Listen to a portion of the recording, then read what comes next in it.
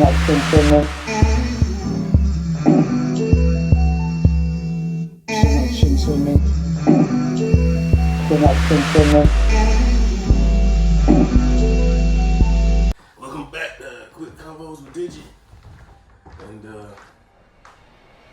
I know I'm probably not gonna stay Indian style this whole time. It's difficult.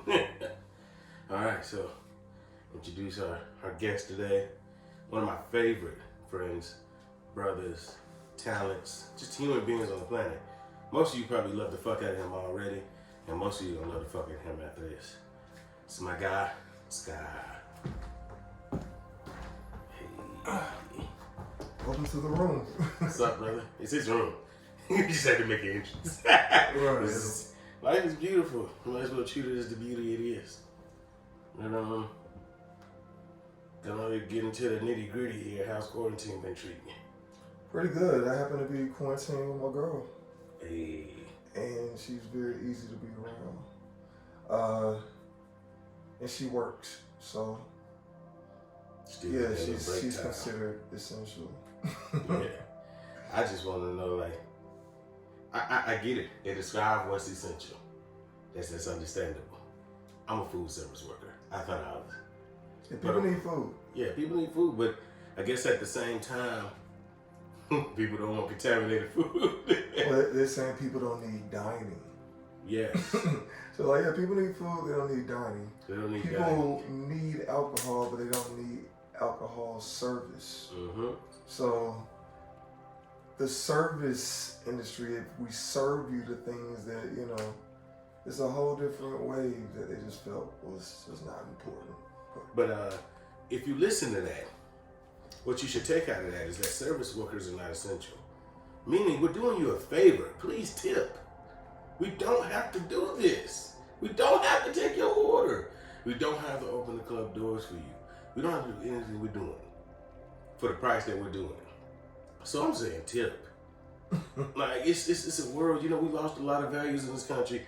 Like, you being a doorman at a club too, they used to would tip you. Oh, yeah, I don't. From like, there's people who know me who take care of me, but no stranger has ever given me like in the 70s, you tipped the doorman. In the 80s, you tipped the doorman. You feel me? Even if it didn't get you in faster. Right. It's for the sheer fact that this guy probably just patted somebody down with a gun and told them to get the fuck out of here. Kept you safe.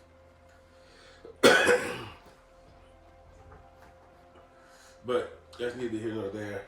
My guy here is an amazing musician. Always busy. As you can see, he's one of my guests that's on their phones. I have a few of those. Y'all gotta get used to it. He's definitely in tune to the show though. Oh yeah, and this is about to be over. I just had to cut off the ringer. Because you notice in a lot of other episodes of my shows, there's edits. It's edits because I say stuff I'm not supposed to say. I'm trying not to do that in this. So not that I'm not supposed to say, that the people that know me understand where I'm coming from and others may not. Because I love everybody so much. We got two different brands we have to appease right now. Mm-hmm. It's a PC world. Mm-hmm. But anyway, a friend here also goes by Doorways Music. And he's so talented. The music will just vibrate in your soul when you listen to it. Trust me. Thank you, bro. You got what you got coming up? Right now, I've been working on a lot of visual things with Atlanta Visuals. One of the creative directors there. Nice. So if you go to my IG, that's SKY_HY, you'll see the visual art. I've been working on some music.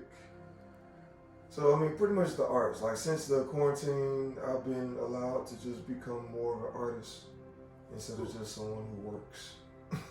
That definitely has been a gift to us artists, because a lot of y'all know, a lot of y'all may not. I'm pretty much an artist. We met as artists. I didn't even know he was a doorman in the club. When I moved to Atlanta, I didn't go to MJQ for like 2-3 years. I knew him department store days, definitely. Mm-hmm. Department store. Then during the Artlanta days. Yeah. It was a lot of fun during the Artlanta days. And definitely Bonfire. Man, the best host I've ever seen on a bonfire stage. And that's no disrespect to anybody. But the crowd loves this man. They know this man. Like, I could be at random places, meet random people, and I don't even have to bring them up in conversation. Somebody else is. And I'm going to be like, yeah, I know him. That's my brother. I think I got robbed with this man. That was a funny story. We decided to go nature hiking in a reserve off Cascade. You got, oh yeah, the car. The car. Okay. I'm like, you got robbed. Yeah, not at gunpoint. Yeah, I was like, okay. Yeah. Yeah, somebody broke into this shit. Uh-huh. There's memories in Atlanta for a lot of people. Mm-hmm. Recently, we lost a good friend. You know,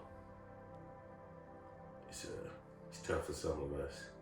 But this whole spring, there's been a lot of losses for a lot of people. So just keep your head up, man, because don't put your life on hold. Live your life, live it to the fullest. And that's the best part about the people around us. We pretty much live our life to the fullest. Absolutely. It's all about, I always talk about the balance of discipline and debauchery. If you're able to find your balance, you'll be all right. Yeah, luckily for us, well balanced over here. Because many of you may not know, I'm a nudist, a naturalist. My friend here too. Support each other. That's just it. May not be at every event together, but we love it. Clothes up. They look good on you. God, we can feel some clothes out. We can make clothes look good. Oh yeah, I'm all about fashion. Yeah. But I I got dressed for this interview, so. We too. I was on FaceTime last night. And I was like, damn, I need to go get my drink. They're like, just get your drink. Well, I don't have any pants on. I just got a shirt because I was going to be on FaceTime. Oh, I hit the phone down real quick. Right. Because it's like the first time I'm FaceTiming this person. Right. Like, cut. Mm-hmm. And he was talking about her music and everything. It was cool. Yeah, she found it funny. But, yeah, let's get into some funny. So, we ask a few personal questions on this show sometimes. Okay. This is going to go right into my new show I'm doing with a bunch of comedians in Atlanta. Okay. We're doing the Zoom cast. All right. Stories. So as a male, maybe some people would like your perspective on this. Your first pregnancy scare. Oh God, this is like the worst thing in life. Right?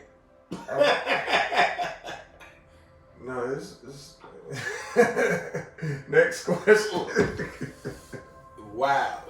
Yeah, it's like as open as I am, it's way too deep for the show. Way too deep for the show. Way too deep for the show. And I mean, if it wasn't like other people involved in it, True enough. Yeah, you should. I apologize for being that fucking square. Oh, no, you good.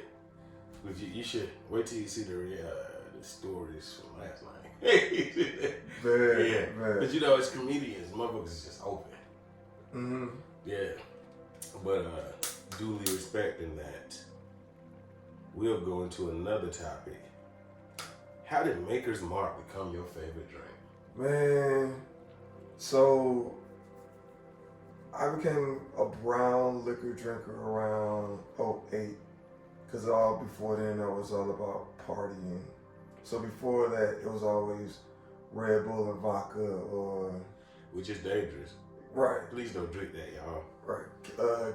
Cranberry and vodka, just the white liquors. But when I became like more of a connoisseur of high gravity beers, scotch, whiskey with the E and all that other stuff. Yeah. Because it's Canadian whiskey with the Y. Yeah. No, so something like based on how long. Mm-hmm. But yeah, when I started embracing brown, it was Jameson. Yes. So, I'm doing the Irish whiskey. And after a few years, it started fucking with my throat. It does that. So I was like, okay, well, I'll just switch to Jack. People know to bring me Jack. And I had years of Jack. It started fucking with my throat. I was like, okay, well, bring me Maker's Mark. And so yeah, Maker's Mark 46. Mm-hmm. Oh my God. Maker's Mark 36 gave me a night that I can't remember, so that's how good it was. I got a few photos. It was like Dragon Con last year, but I was at home by like 11 p.m. Whoa. Yeah. Yeah, I had started drinking I've probably never left a around. con that early. Oh yeah, I miss all the parties and everything. Like I started drinking like a little after sundown, 11 p.m. Thought I was gonna go home and change. Nah, I went home drunk. And after I saw the photos, I'm like, and the videos that I taken, You glad you went home. I was like, I am literally breaking the law. I'm breaking the law. Well, hey, I got footage, I got photos, and I made it home safe. Even though I saw no Dragon Con parties. Like, I didn't get to party that night at all. I left at 11 p.m. The best part about stuff like that is seeing the photos after and being like, I did that. Yeah. That wasn't me. I used to have a friend, Preston. I love this guy to death. Drunk Preston was a whole different person. Drunk Preston will grab a girl's hand while she holding hands with her boyfriend and be like, come on, ditch that loser. Whoa. Yeah, he's like, sober Preston can't hit on a girl, can't even talk. I'm talking about just, he stopped drinking and you were just like, I'm sober, I guess. I don't know what to say, I don't know how to date. But like, Drunk Preston was the man that's getting everybody wanted him at parties. He was getting texts like, hey, we're having a party here. We need Drunk Preston. That's wild. The next day we'll tell him what he did, full denial. And I'm not talking like, nah, I didn't do that. No, he's like, dude, that wasn't me. Stop lying. Like, full denial. Oh, bruh. The times of Savannah were wild. Savannah, that's a drunk city. Drunk city, bro. It brought out the worst in me. Not as like, I'm a good drinker. Like, I get sentimental and I like to dance. But I did it every day. It was almost a ritual. There was a happy hour in Mono Mushroom. Mm-hmm. 29 taps, everything $2. Whoa. And we were going straight for the loose cannon triple IPA. 9%. You can't go wrong. You have a headache in 2 hours, and then you go over to Tequila Town. 2 margaritas for $2. I can't do tequila. At all. That's not for me. At all. I get a headache immediately. Yeah, it finally started fucking with other things like sore throat, but the time I do tequila and I'm like, I have no idea who that was last night. Like at least like with my other like my brown drunk, yeah, I'm a loving drunk. I'm just literally just a loving person. Mm-hmm. I drink, I'll probably have my arm on your shoulder. Yeah. We might have a deep conversation. We might even cry. And Tequila. Tequila, I did. So I drank some tequila and went to do karaoke. And caught myself going home going home early because I was too drunk to do the karaoke. mm-hmm. Come to find out, 4 days later, I actually did karaoke. Just didn't remember doing it. I didn't remember doing it. So I was disappointed about not doing the karaoke. You know, like I'm too drunk to do it, I'm gonna go home. When in actuality, I was probably just tired from doing the karaoke. And didn't realize. And Just forgot you did I it. forgot I just A whole did it. blackout moment. And it wasn't until like somebody was at 97 Astoria. The cat was like, "Yo, you were great Monday." And I'm like, "Monday? I didn't perform on Monday." Like, Yes, she did. And pull up a video, and there I am singing Prince, Kiss, the whole thing, performing that thing, blacked out. But I did not like looking at it. That's why no one ever really knows when I'm drunk. Well, not to mention like the love of Prince, Michael, everything that we have. Oh yeah. Can do those songs robotically. Oh yeah. It's easy. Dude, when the Michael Jackson The Ones DVD came out, I was at Tuskegee, drunk out of my mind, performing. Didn't remember none of it. My homeboy showed me a video of me on the floor, singing to a wooden spoon, going in. Like, and I was like, dude, that's me. That's all I could say. It's like, yeah, that's me. It's me. I love Michael. I used to tell people he's my father. Because I didn't know my dad. That's hardcore. Mm-hmm. And I wish it was true. He was the greatest entertainer of all time. Yeah. I give him that. Mm-hmm. But transition back to another question that popped up. What's that? How was your first con? Whew. My first con, I wasn't ready, but it totally. Let's see, my first con, somewhere back in like 2010 or something like that. 09 or something like that. Mm-hmm. And I knew what it was, kind of. I just knew it was a bunch of, always heard it was a bunch of nerds. And like, okay. And people were in the comic books. I just threw on the fucking black shirt and went and had no idea what I was. I was like, I need to dress up. So ever since then, I go above and beyond. Oh yeah, it's wild. Yeah, like my con outfits. So like, but the thing is that they're never really an actual character. People just say that I cosplay as myself, just the extreme version of myself. So last year was crazy. I had like 4-foot wings and at one point. I was an angel at one point. I was a demon at another point. This is true. I saw the pictures. In fact, at the end of this segment, probably gonna pop one up for you. Hey, Yeah, go right on his pull it Instagram. up on the phone. Yep. And then shoot the still, edit it right in there. Cause like cons are a big thing for me. Like I'm a nerd. Comic books, anime, all that. Science. It helped me get through the hood. Mm-hmm. Like it helped. Now I mean the hood PTSD is still there. It's there for a lot of us. Mm-hmm. But I gotta understand it's a new term, but it's real. It's actually not a new term. People are just understanding it. I've seen so many documentaries about gang violence from like the old days. And these old gangsters are mentioning hood PTSD.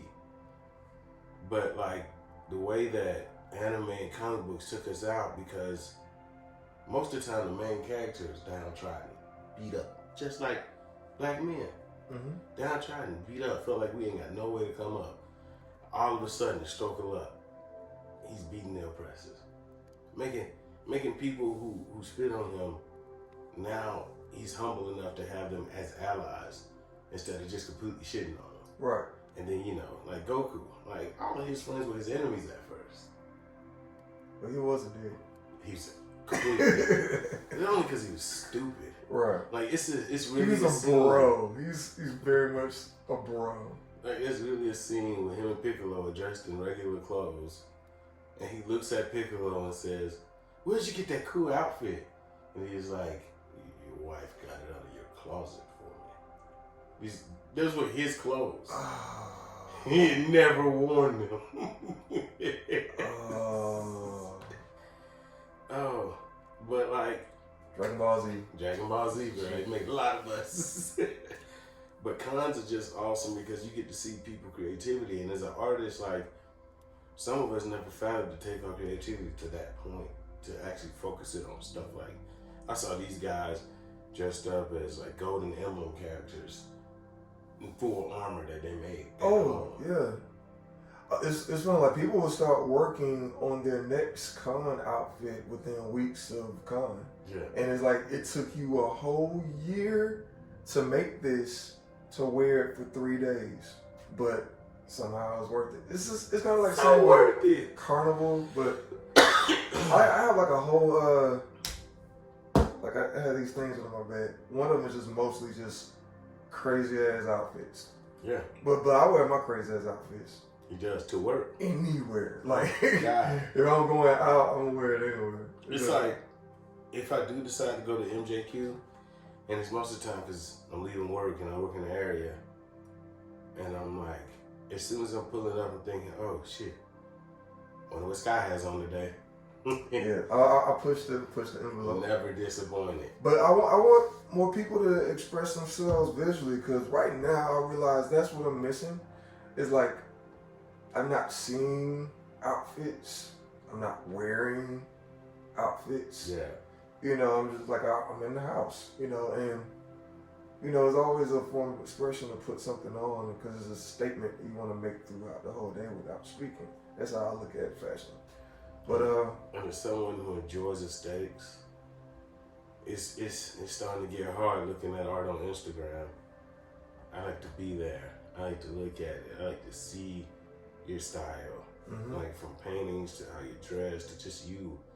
Like, if you got a shining personality, even if you only get 36 views, put some videos up. Let people see you right now because people need it. I don't care how many views I got. I'm going to keep dropping content because people just need to understand that there are people over here making it through this. And friends, people that, you know, don't mind sharing their experiences in life to make you laugh. So make others laugh too.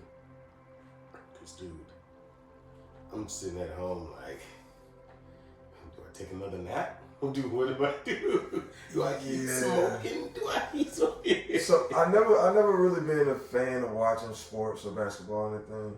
And I hadn't seen any type of cable or TV. I just been watching Netflix and documentaries. I went over a friend's house yesterday and he was playing ESPN, and the episode, the name of the thing is Horse. They got people playing horse. I actually announced that the other day that NBA players will be playing horse in order to keep with social distancing, and I was ecstatic. I saw because it. I'm so sad that NBA is over. But if you look at it, they're in there. It's cool, but it's because you're into it. But I'm looking at two different people in their backyards trying to shoot the same shot. And I'm like, basketball almost wasn't doing it for me. This right here is a fucking low point. It's horrible. It's like, of course, it's their iPhone set up. So it's like they set up it. It's not like camera work. No. You got. Luckily, it's probably an 11 max. So, and then you got one guy in the middle and he flips a coin and, they shoot a shot. And you just see people go back and forth until they get hoarse. It's better than what GOAT James had planned. LeBron was going to shoot a documentary about his career. It's not even over.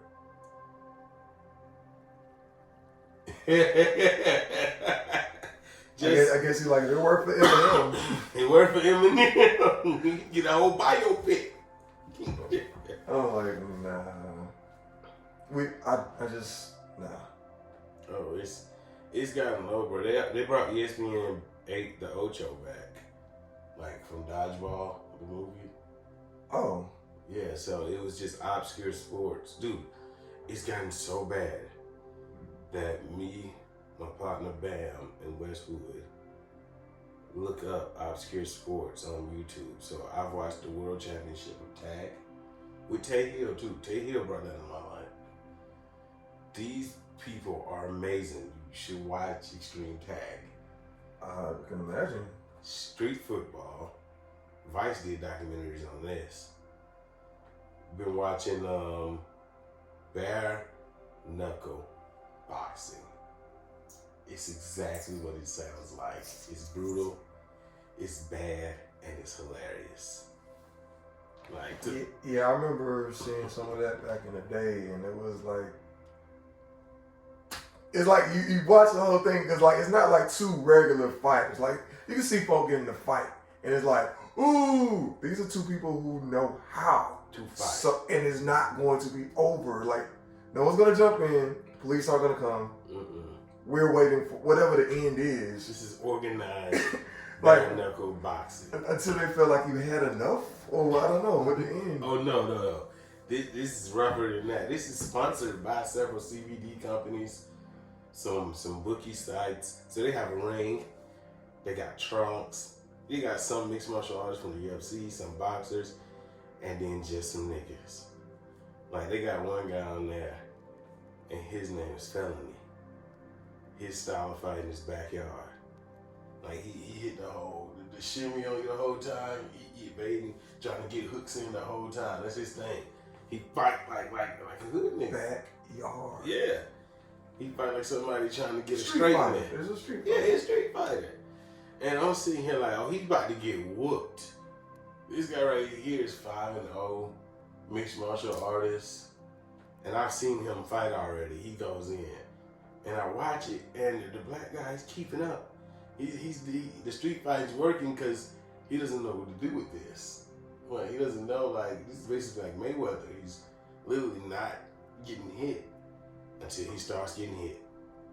And then both of them are just eating hits, and he just leaking. They just open each other up. And then, like, most time it's a knockout.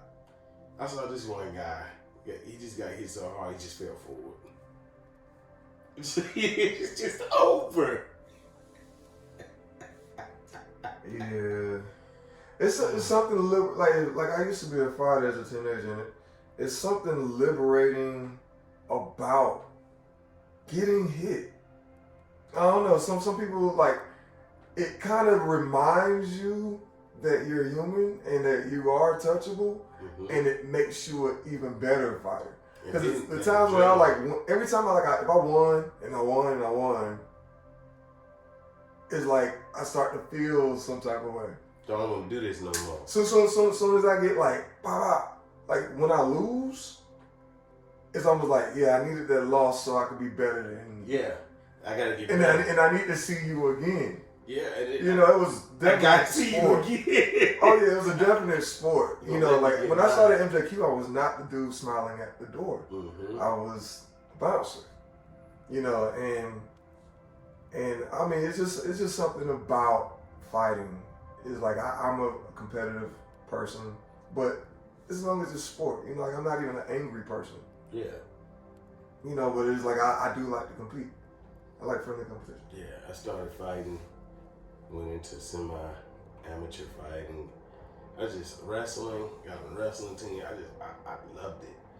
Cause like the adrenaline you get from it, like weed doesn't do that. Like it's just a real rush. You hype. You like literally like maybe an hour after that adrenaline wear off, you may have the best sleep you've ever had in your life. Like after a fight, you get me good. Nap. Oh yeah. If I the times where I had like a fight where I got angry, one of those, I'm sleeping for the rest of the day. Like I ain't got nothing else. It's like one of those whoopings you run from. You know, you use so much energy trying to get away from your mama and take it that whooping because it lasts for a minute and crying as hard as you can that you've exhausted your body. There's nothing else. You finished. Oh, you dead. You good for the day. You wake up later like, did I get a whooping? You don't completely healed. God. And now people want spankings. Yeah. And I deliver. Take a few myself. Yeah, I don't know what, I had a whole flog and that shit, a leather flog and that shit disappeared. But I used to just carry it around and random people would be like, can you spank me? Like, it's up to you. This is your choice. Swap. Yeah, my wrist is, you know. Seen it in action. It's golden. Would have it at work. Oh, yeah. And bonfire. Yeah. Bonfire is the best times. I try not to give bonfire too much alternative action because bonfire is really on some high level but street. Yeah. You know, there's a streetness to bonfire, which is why I mean, like, I always like the fine line of progressive hood shit. If you've been in anything that I've thrown, it's progressive and hood at the same time. I'm all about real. I'm all about the real.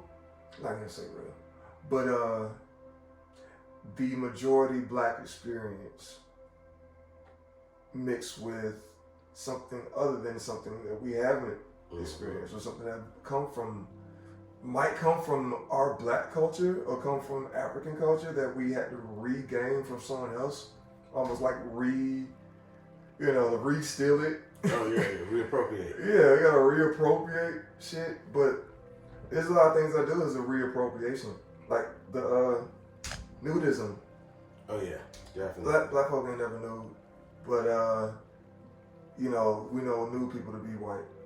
I was like, well, we've been naked since really the 60s. Like 60s was probably like the last time when they got the last folk to say, well, can you put on some clothes? Mm-hmm. But clothing is an invention, and we, if anything, like when they found us, we were not wearing any. So I reappropriated nudity, and it's even closer to call it nudism, because it's like clothing is the invention, nudism is the natural way. So it's like I'm not practicing nudism, I'm just not practicing clothism. I'm not putting that shit on. But anyway, but I'm also a leather man though, so yeah, rocking a leather. Yeah. You probably have you put that in the B-roll. Oh yeah, I got that. So. Definitely got some of the leather in the B-roll.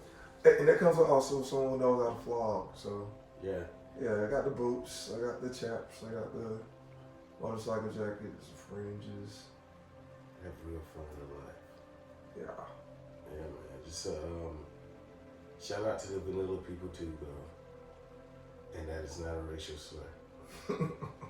That's good. Oh, I thought you were saying vanilla as in people with just normal people. Yeah, normal people, non-king. Oh, okay. Yeah. Okay. Because I had to explain to my homeboy the other day. Because I put up a meme said vanilla is for ice cream. And he was like, yeah, you hate white people. And I was like, that's not what that's about. Yes. Yeah, it's for people who, I like to say, for people who have normal sex. Yeah. Which is fine. It takes a little bit more for me to be interested. Yeah, you can still have probably the best orgasms of your life with normal sex. Don't get me wrong.